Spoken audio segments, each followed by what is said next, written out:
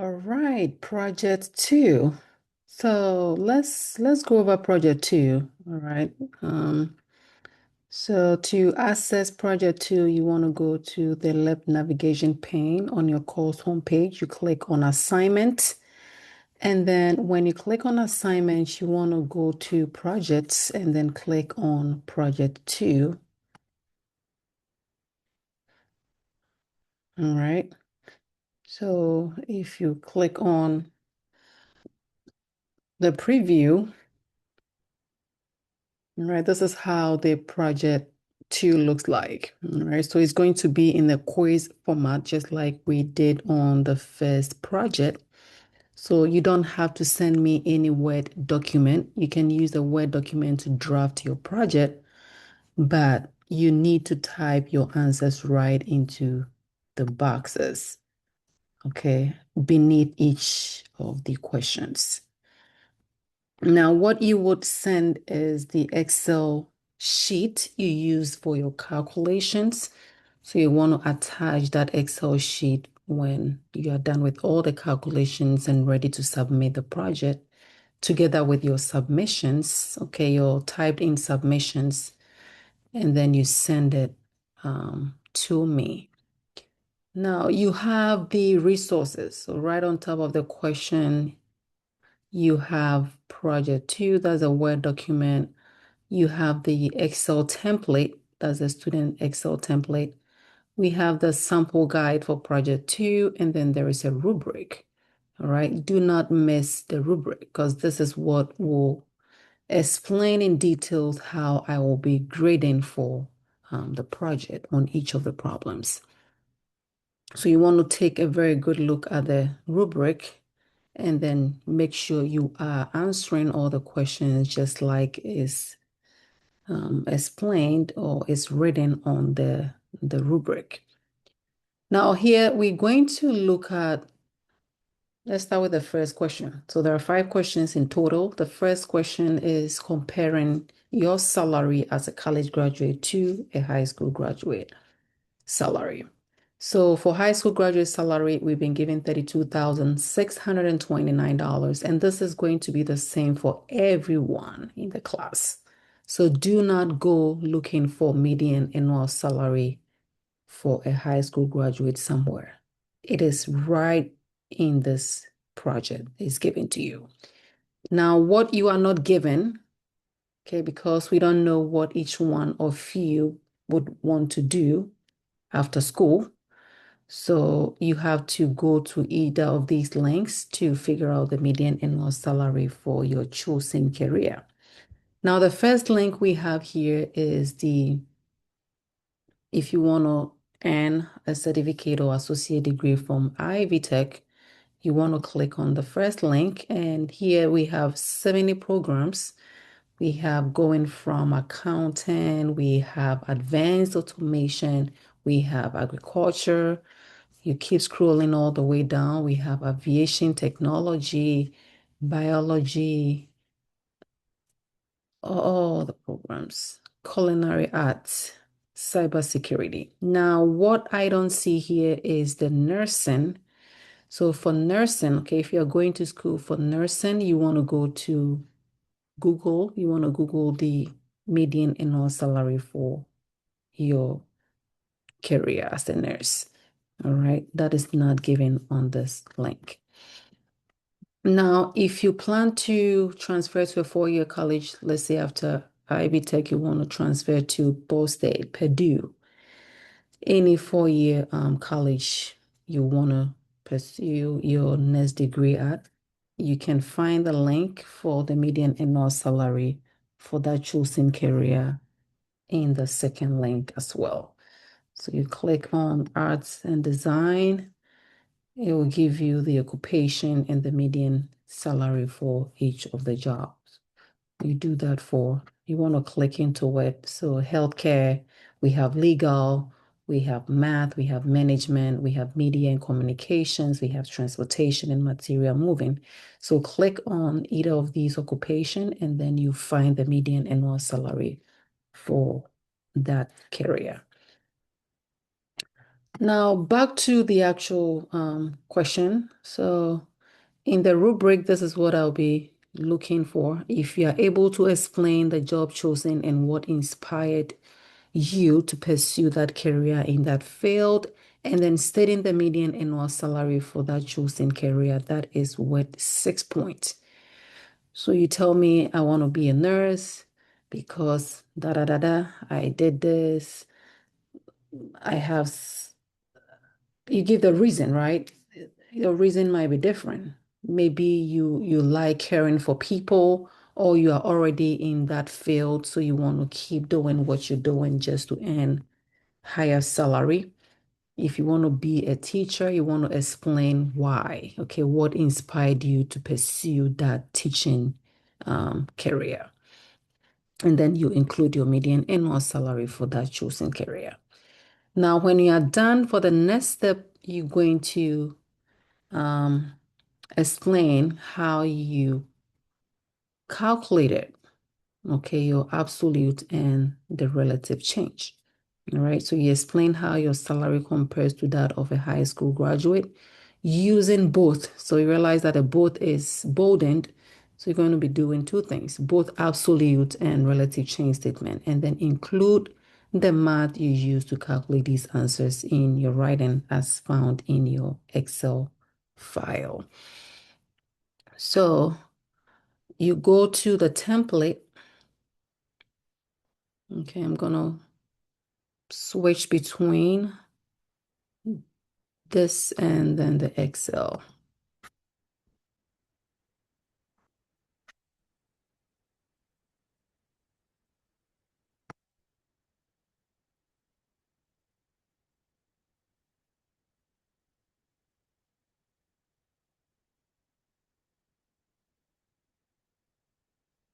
Right, so that's how the template looks like. So in the template, you want to put your name.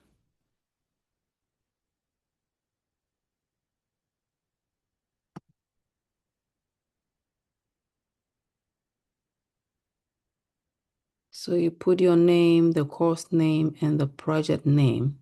So high school graduate salary is 32,629. That is already given. Let's say my chosen career was, I mean, the median annual salary for the chosen career is 70,000. So you put that there. And then in your absolute change formula, okay, absolute is new minus old. So it depends on what you want to use as a new value and what you want to use as your old. So if I use the college graduate salary as my new value and the median annual salary of a high school graduate as my old, I'm going to click equal. I'm going to select the median annual salary for a college graduate. Okay, I'm going to highlight the cell that contains that. Minus, I'll highlight the cell that contains the median annual salary for that high school graduate, and then I hit enter. And then for relative change, that is new minus old over old, and then you want to express that as a percent. Now, new minus old is what I already found as the absolute change. So you put equal parenthesis, you select the absolute change value, divide that by your old value, which was my high school graduate median annual salary, and then times that by 100 and hit enter. And when you do this, it should give you the median, sorry, it should give you the relative change value. Now, you can leave this to how many decimal places you want. If you want to leave this to one decimal place, you just want to decrease this decimal. So you go to the top and then you click decrease decimal. All right. So that is what you do for the calculation part. So when you are explaining this, okay, how you calculated this, you want to use the actual numbers in your explanation, not the cell. You want to explain to a layperson, okay, to somebody who is not taking this class, how you came by these calculation. All right. So don't tell me I subtracted cell C6 from C3 to get absolute change. No. Okay, tell me, include the actual values in your explanation. So that's the calculation part. And then when you are done, you want to interpret. Okay, you want to explain to a layperson what this means. Okay, so a hint for you is when you're writing your absolute or your relative change sentence, you have to make sure to address more than, okay, whether the change is more than or less than, and then include the value. Now, if you just write sentences like the absolute change is this value or the relative change is this value, that would not be counted as correct. Okay, you have to explain what the absolute or the relative change means in each scenario. So the median annual salary of this career is this amount more than or this amount less than the median annual salary of a high school graduate salary. Or if you're using the relative change, you can say the median annual salary of your career is this percentage more than or this percentage less than the median annual salary for the high school graduate salary. So if you do all of this, you have 18 points, okay, for that. All right. So that is the first one. Now, the second question is a salary increase. All right. So with a salary increase, we have two options, and whatever you do for yourself as a college graduate, you're going to be doing the same thing for the high school graduate. So you start with yours first. You want to determine the new annual salary for both option one and option two. Now, the first option is if you can receive a 2.8% increase to your median annual salary, what would your new annual salary be? And if you can receive an increase of $1,500 added to your annual salary, what will your new annual salary be? And you do this calculation in Excel. And when you're done with the calculation, you're going to state which option the college graduate should choose and explain your choice using either an absolute change or the relative change statement. You do the same thing for the high school graduate, and then you select which option the high school graduate should go with using either absolute or relative change. So here you do either or. You don't have to do both absolutes and relative change. Just one is fine. So let's look at how to do this on Excel.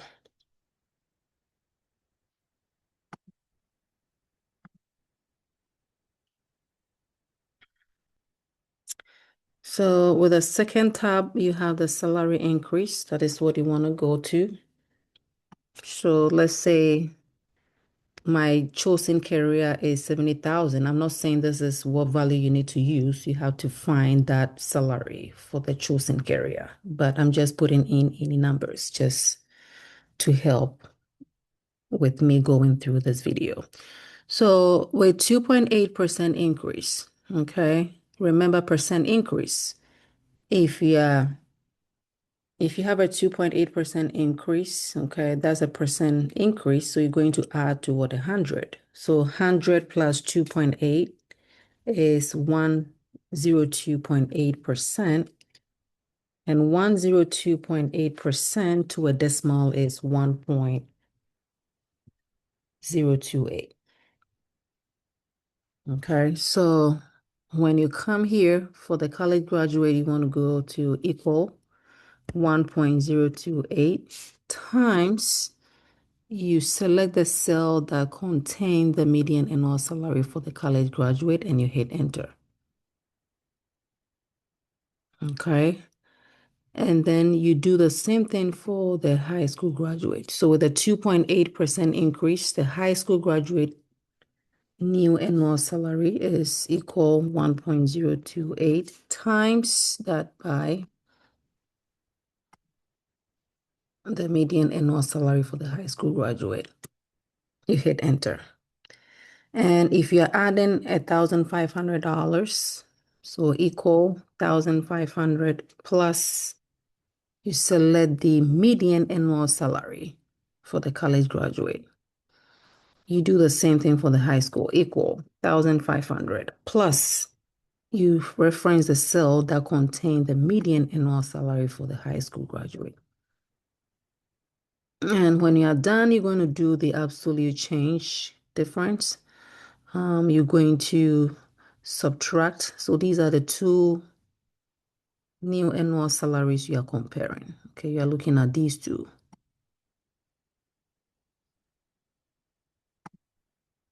Okay, these two are what you're going to use in your absolute change calculation.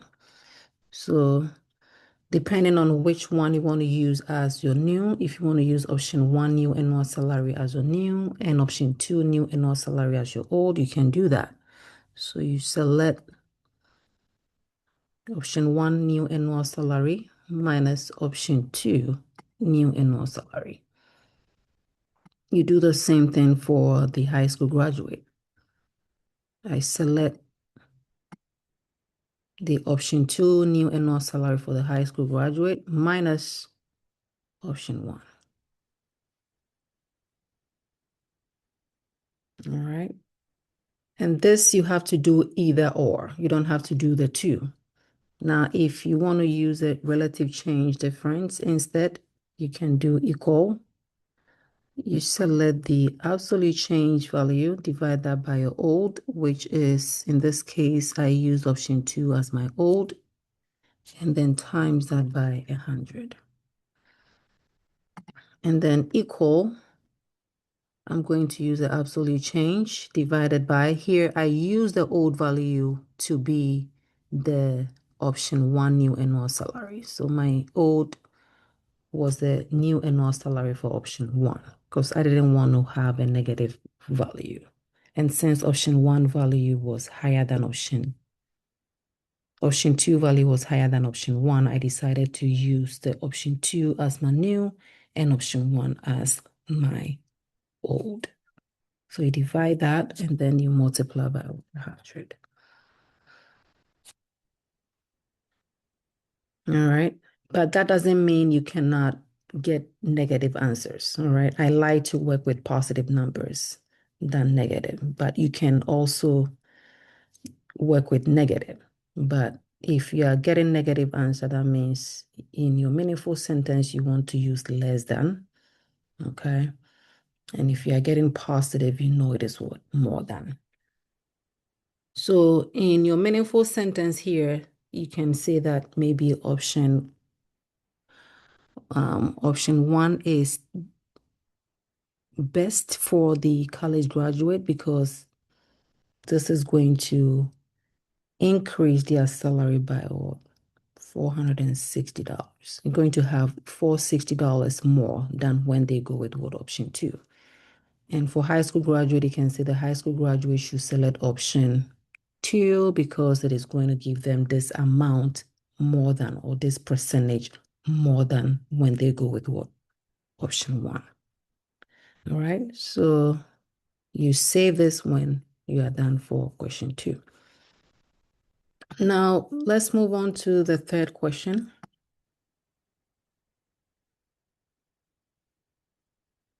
So for the third question is the car loan. All right, assuming you can afford to use 12% of your monthly gross income towards your monthly car payment, we've been given the APR to be 6.8%. The time here is 6 years. And we want to find the highest price car you can afford based on the information about. Be sure to show and explain the Excel formula you used. So you go back to the Excel. All right, let's do the calculations.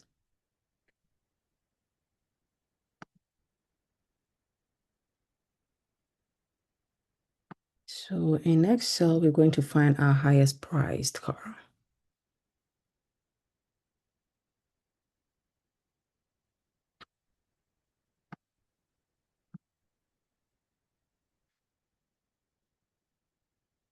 So I go to car loan tab. So I need my monthly income. So for monthly income for a college graduate, so you know how to calculate monthly income if you are given the median annual salary. So the median annual salary is for the entire year. If you want to know the monthly income, you have to divide by 12 since we have 12 months in the year. So let's say my median annual salary for the job that I selected was 70,000. It's like I've been using from the beginning. So I take that and divide by 12 to get my monthly income. So you begin with equal to, and then 70,000 divided by 12. And then for the monthly income for the high school graduate, what was it? Let's see, what was the value? 32629. That was what was given, 32629. So equal 32629 divided by 12. You hit enter. Okay. Now the years is given, that is 6. We've been given the percent for the car, and then the APR is 6.8%. So we need to find the maximum monthly payment, which is 12% times the monthly income. So for the college graduate, 12% is the same as 0.12. So begin with equal 0.12 times, okay, you're going to take 12% of the monthly income, and that is your monthly payment. Okay, your monthly car payment. And then you do the same thing for the high school graduate, equal 0.12. Okay, 0.12 is 12%. 12 divided by 100 is 0.12. And then I select the monthly income for the high school graduate. And now that I have the maximum monthly, excuse me. I put that at a wrong spot. So the maximum monthly income for the high school graduate is right here. So that is equal 0.12 times that. All right. So the maximum monthly car payment for the high school graduate is 326.29, and the college graduate is $700. Now to find the loan amount, okay, we know there are 3 functions that we learned. Under loans, we looked at the PMT, which is what we use in calculating monthly payment. We looked at PV, which is the loan amount. Okay, if you want to figure out the loan amount you can afford, given some monthly payment, that is when we use the PV. So here we're going to use equal PV.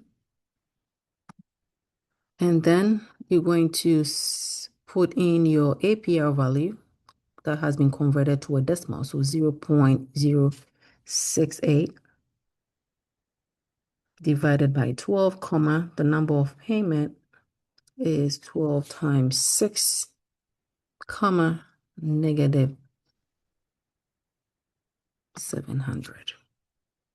All right, so I reference the cell that contain what? The monthly car payment for the college graduate. Okay, or you can just put your $700 there, or whatever amount that the monthly car payment was. And you come back and do the same thing for the high school graduate, equal PV, 0.068 divided by 12, comma, the number of payment is 12 times 6, comma, negative that. Okay, you reference the cell that contain the maximum monthly payment and you hit enter. And now these are what I need. Okay, I'm going to make that bold. I need the PV values. These are the 2 values that I'm going to compare using either absolute or relative change. So for absolute change, you do equal. You can choose whatever you want to call as your new value and whatever you want to call as your old. So here I'm using my new to be the PV for the college graduate, and my old is the PV for the high school graduate. Now, if you are using the relative change, it's going to be the absolute change value. So equal absolute change value Okay, I reference the cell that contains the absolute change value, which is cell B13. Divide that by your old, where my old here is the high school PV value. And then times that by 100 and hit enter.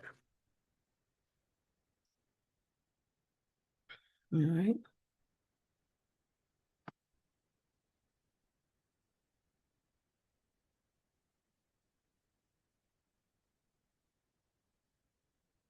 All right.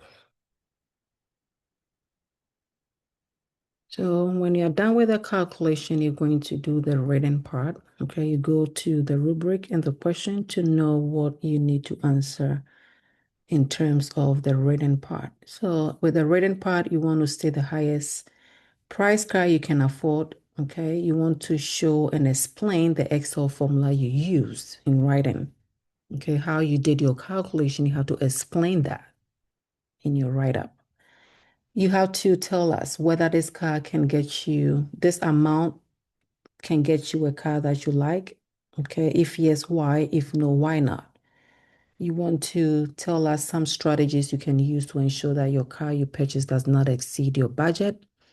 And then you also need to tell us the highest price car a high school graduate can afford based on the same information. So the calculation you did, okay, the PV calculation you did for the high school graduate, you have to show and explain that, okay, in your writing.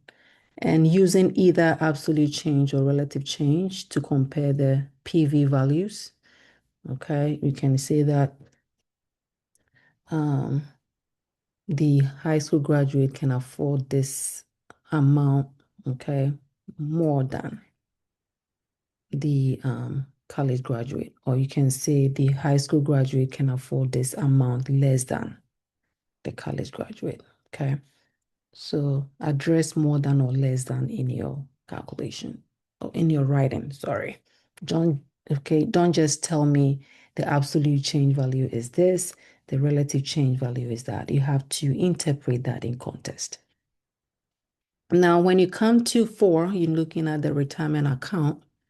So if 12% of your monthly income is contributed to a retirement account, how much should you expect to have after 40 years? If the average annual return is 7.75%. So show and explain the Excel formula you use. And you do the same thing for the high school graduate. So you go back to the Excel.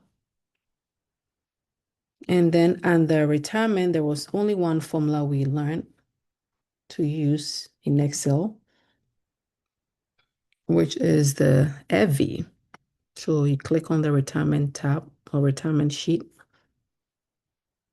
The monthly income for the college graduate is the same as what you had from previous question, the car loan question. Okay, 70,000 divided by 12.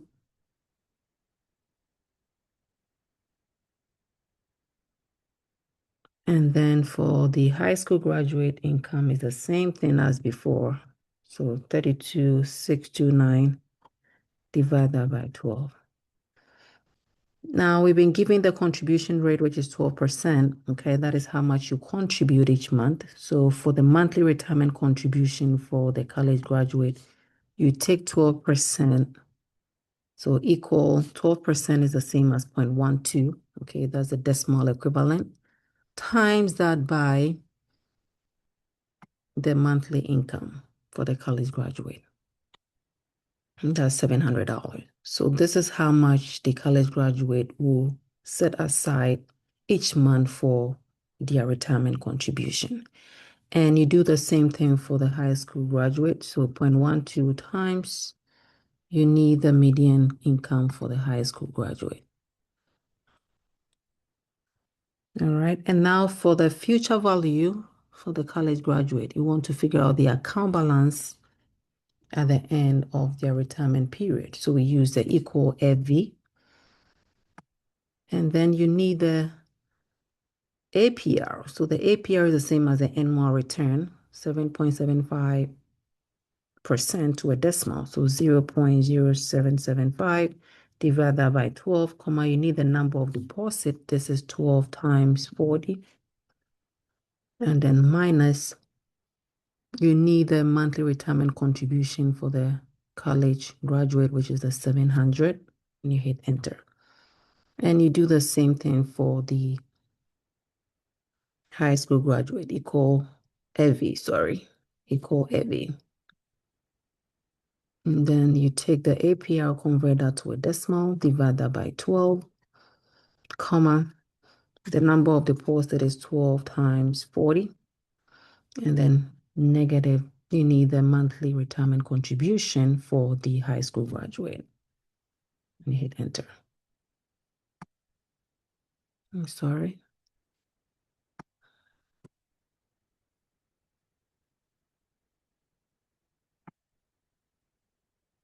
All right. So these are the two values, the EVI values that you're going to compare using the absolute or relative change. So comparing these two EVI values using absolute change, this is equal.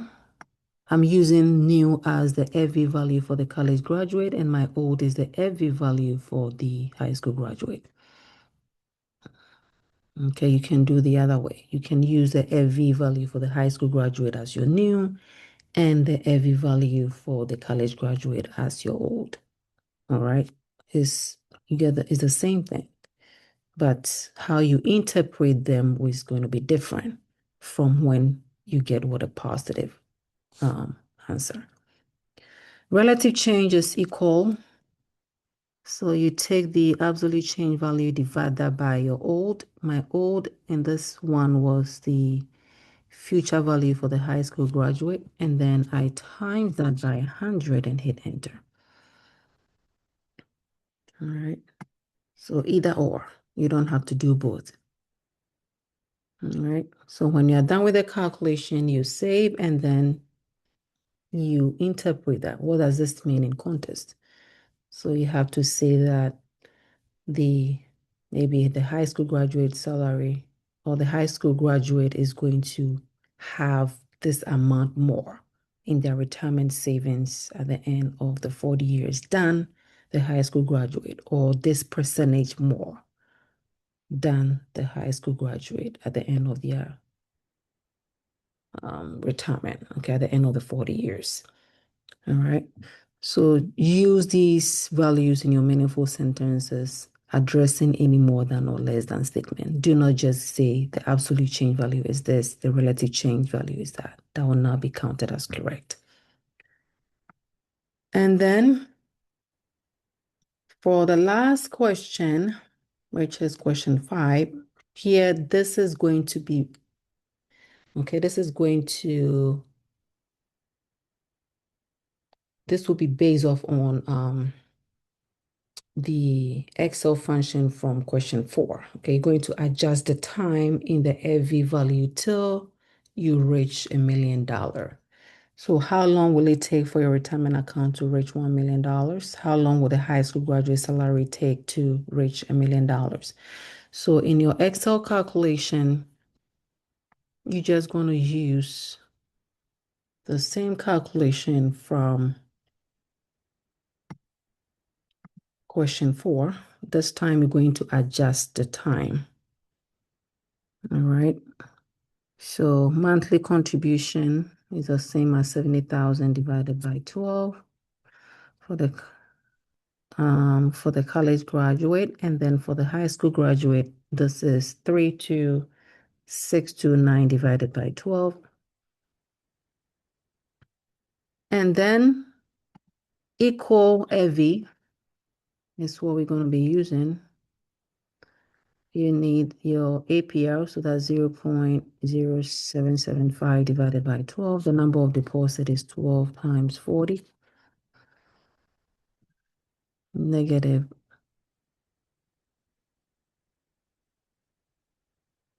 Okay, so that value was, the monthly contribution was, okay, let me put that down here before I do that. It's coming from the previous. So the monthly retirement contribution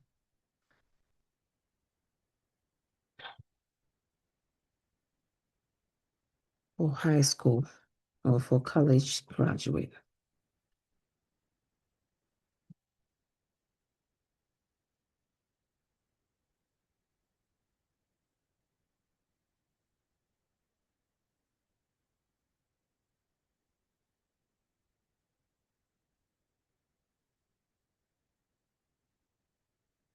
Okay. So this is where we took 0.12 and then multiply that by the monthly.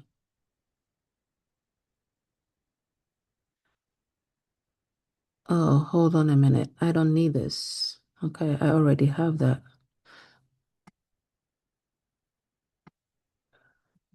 Okay. So you don't have to do all the work for the monthly income again. Just put the 0.12 times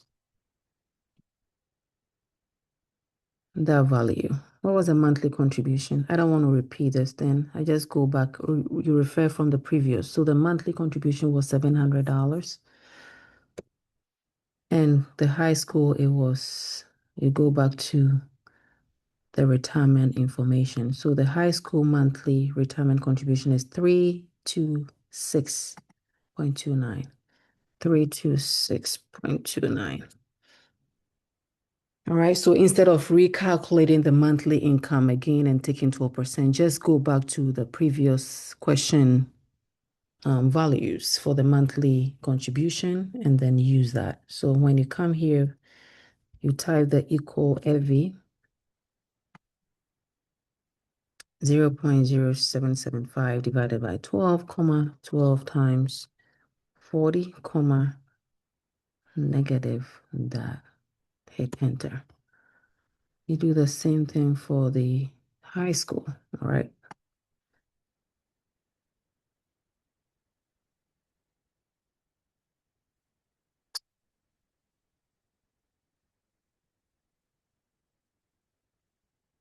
All right, so when you are done, you adjust the time. So this is 2 million. Okay, you want to change the time till it get you to $1 million.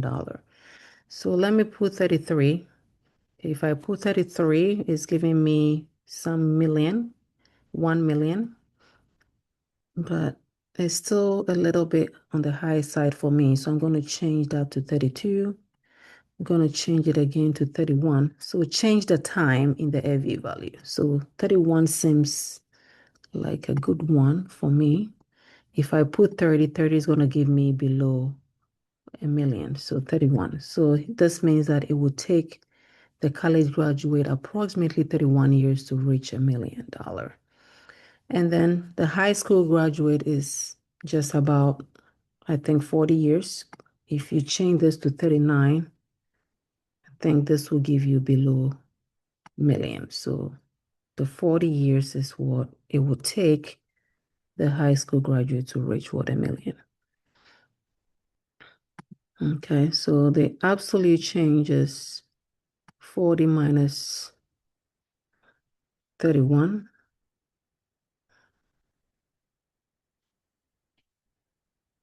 All right, so it's going to take the high school graduate 9 years longer, okay, to reach $1 million.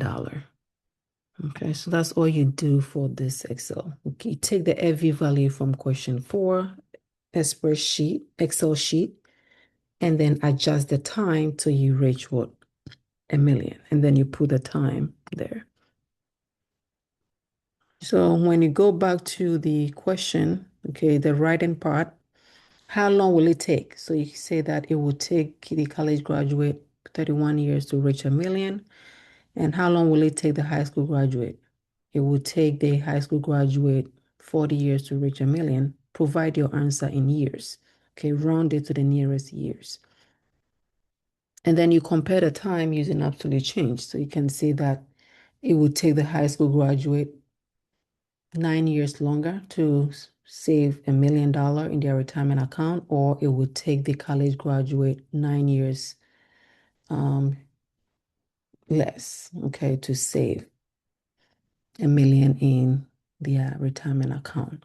And what are some general observation about the amount of time it takes a high school graduate to reach $1 million in retirement savings? You have to answer to that. Are you surprised by the amount of time it takes to save $1 million? Why or why not? In what ways did this project change your perspective on the career choice? So the reflection piece alone is 10 points. Okay. Together with the remaining questions, you have a total of 22 points for question 5. And you include the writing part. Okay. So this is not just a calculation. You want to interpret, okay, what this means. Okay, wherever it needs some writing, you want to put the writing in this box. You have to even explain how you calculated these calculations in Excel. Okay, how you did this in Excel. You type into that, you attach the Excel sheet, and then you submit quiz. All right. So that is with project 2. Hopefully this helps. And if you have any questions, please let me know. Thanks.